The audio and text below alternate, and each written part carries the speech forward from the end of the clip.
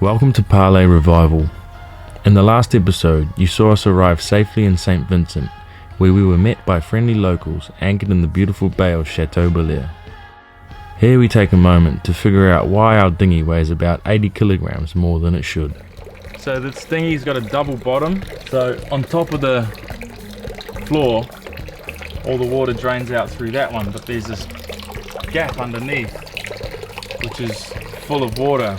And so now I'm installing a bung for that because there was no way to drain that water out. So this has been going for 5 minutes and water's still coming out, so it was full of water. The dinghy was super heavy to lift onto the davit. I think it's getting in on the front, on the pad eye in the front. It's a little bit loose, but it's pretty unbelievable that there's no way to drain it. So I'm installing a bung. Is this a common problem with the dinghy? Nah, usually there's definitely a way to drain the hull. On this one it's all just enclosed. So I've got to drill a whole bunch of holes and then I've got to file it out because I don't have the right size hole saw. So it's going to take a while, but it'll be a good workout. It's going to be so much easier to lift into the davit now.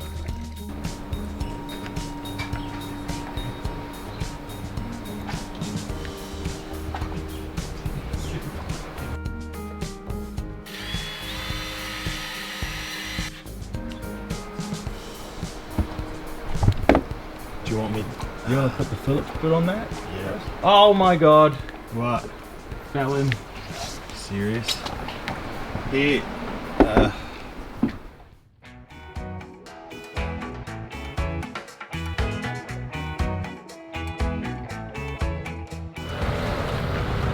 Anywhere we can anchor?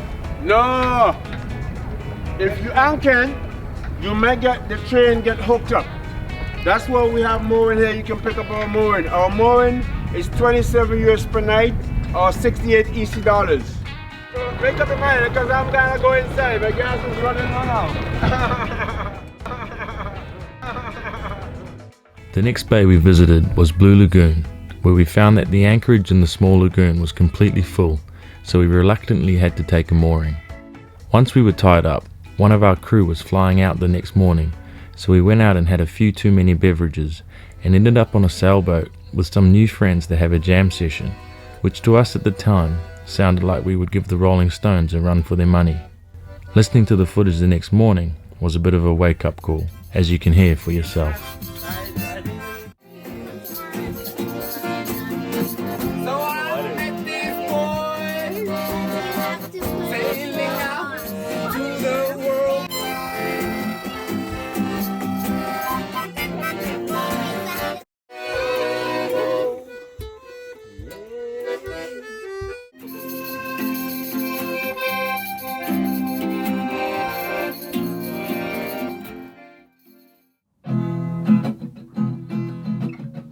Nursing the world's worst hangover, our new friend Ross let us raft up next to his boat so that we didn't have to pay for a mooring again. As if just getting through the day wasn't hard enough, I decided that it was a good idea to fly the drone for only my second time ever to capture the following footage.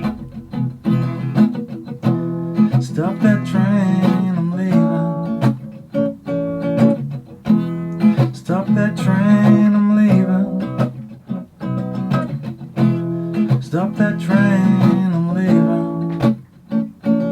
Said it won't be too long, whether I'm right or wrong. Said it won't be too long, whether I'm right or wrong. 'Cause all my good life I've been a lonely man, teaching the people who don't understand. 'Cause even though I tried my very best, I can't seem to find no happiness. I'm singing, stop that train, I'm leaving. Stop that train, I'm leaving. Stop that train, I'm leaving. Getting a bit cocky after flying the drone without hitting anything, I decide to throw in the second battery and take it for another spin when disaster strikes.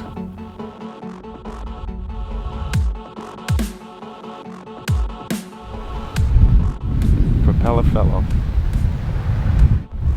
Pretty pissed off right now.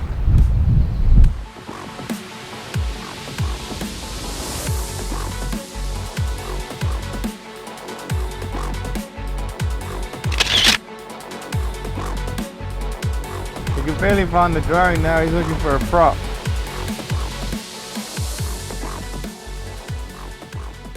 So what just happened was we went to fly the drone and it said it needed calibrating, so we calibrated it on the deck here, and then we were flying it and it was not holding its position, so it was flying all over the place.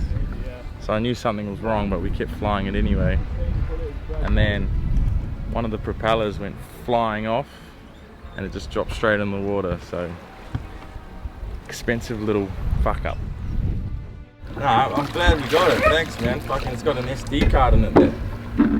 I'll just pull it all apart, pull the battery out, pull everything out. Although I remember clearly making sure the propellers were on tight, and the fact that the Phantom drones state that the propellers are self-tightening, it remains a mystery as to why the propeller came off that day.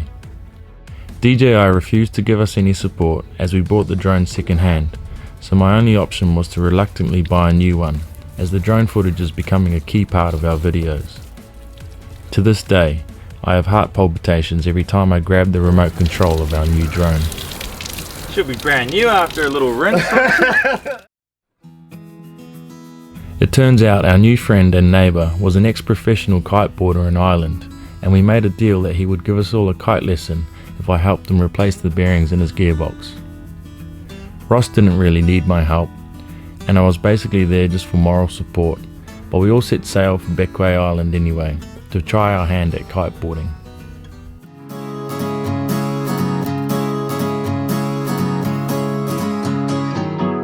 I was told that you belong on the riverside, looking far from being strong, turning from the tide.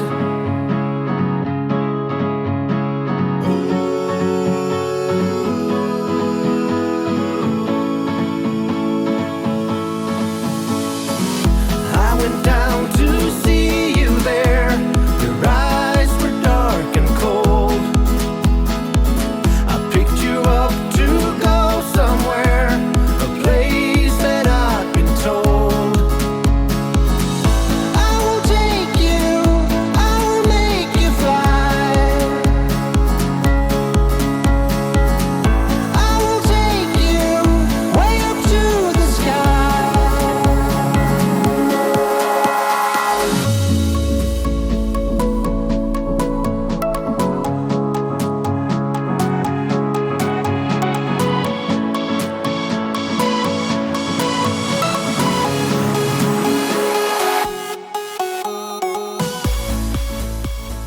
After a great sail to Bequia, we jumped in a taxi to go find some wind. Once we got to the beach, we found that there was not enough wind, so Ross showed us how to set up the kite anyway.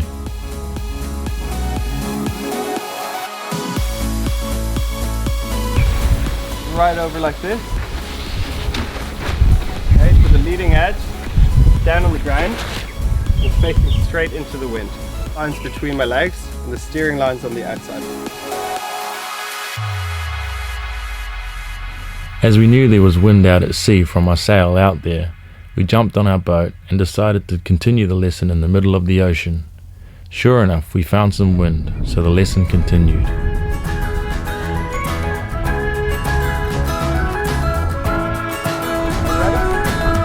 you thought you got it made for easy living, slipping out the back door.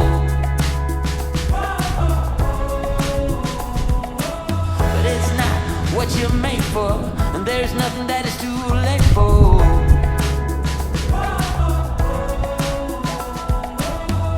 Out of the cold into my warm hand. Once the lesson finished, we played around in the middle of the sea for a while, and Maria also went for the ride of her life.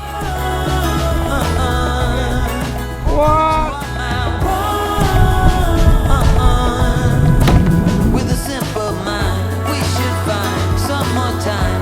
We don't need to worry at all.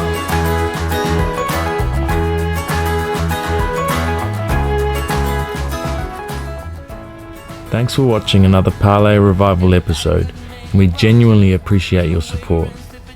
These videos take a lot of time to produce, but we are enjoying telling our story and remaining true to ourselves.